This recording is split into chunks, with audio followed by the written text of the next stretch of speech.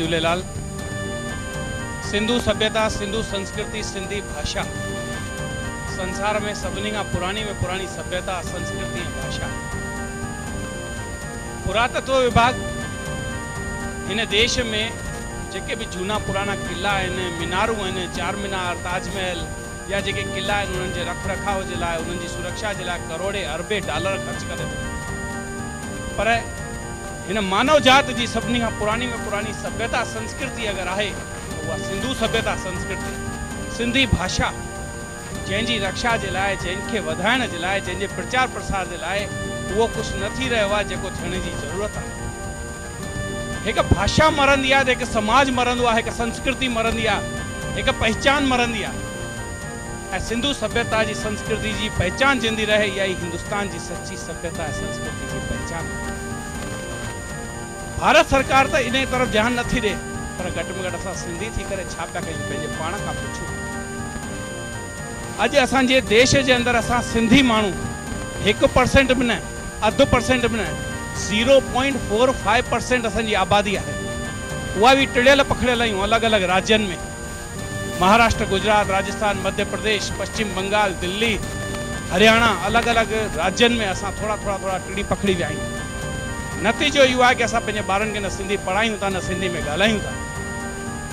हर समाज तेसि तक साओ आहे जेसि तक पंहिंजी जड़ुनि सां जुड़ियल आहे, जेको जेसि तक पंहिंजी भाषा सां जुड़ियल आहे। मां तव्हां सभिनी सां इहो आह्वान थो कयां कि महिरबानी करे पंहिंजे ॿारनि सां सिंधीअ में ॻाल्हायो, न त ॿार तव्हांजा वॾा थी करे पाश्चात्य संस्कृति सां जुड़ंदा, माइकल जैक्सन थियणु शुरू कंदा, श्रवण कुमार ठहणु पसंदि न कंदा।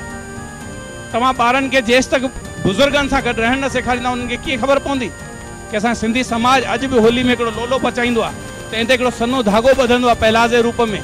हिन घोर कलयुग में लोलो सड़ी वेंदो आहे, पर धागे खे आंच न ईंदी आहे। इहो असां पंहिंजे ॿारनि खे ॿुधायूं था?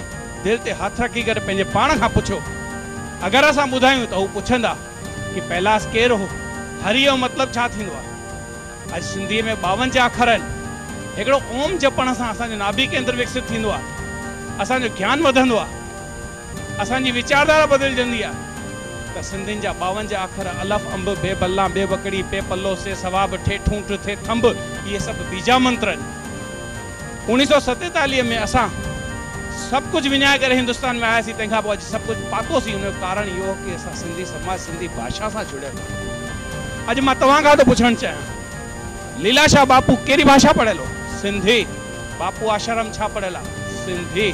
राम जेठमलानी छा पढ़ियो? सिंधी। लाल कृष्ण आडवाणी छा पढ़ियो? सिंधी।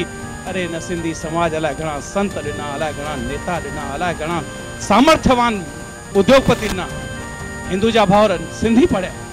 असां इहो छो था भुलिजी वञूं? असांजे मन में इहा ॻाल्हि छो आहे कि असांजा ॿार अंग्रेजी न पढ़ंदा त असांजा ॿार होशियार कोन थींदा? अरे जेतिरो मातृभाषा में पंहिंजो ॿार होशियार थींदो, ओतिरो ॿिए कंहिं भाषा में न थींदो। भले तव्हां पंहिंजे ॿारनि खे कॉन्वेंट में पढ़ायो, हिंदी मराठी पढ़ायो, गुजराती पढ़ायो, पर हुन सां पाण ॻाल्हायो त सिंधीअ में ॻाल्हायो। अगरि सिंधी थी करे तव्हां पंहिंजे ॿारनि सां सिंधीअ में नथा ॻाल्हायो त माफ़ु कजो, मां चवंदुमि कि उहो सिंधी गऊ हत्या खां वॾो महापाप पियो करे। ऐं मां सिंधियुनि खे इहो पलांद पाए करे इहा वेनती थो कयां कि महिरबानी करे सिंधी भाषा जो प्रचार कयो, सिंधी भाषा खे ज़िंदा रखो ऐं पंहिंजे घर में पंहिंजे ॿारनि सां सिंधीअ में ॻाल्हायो। जय झूलेलाल।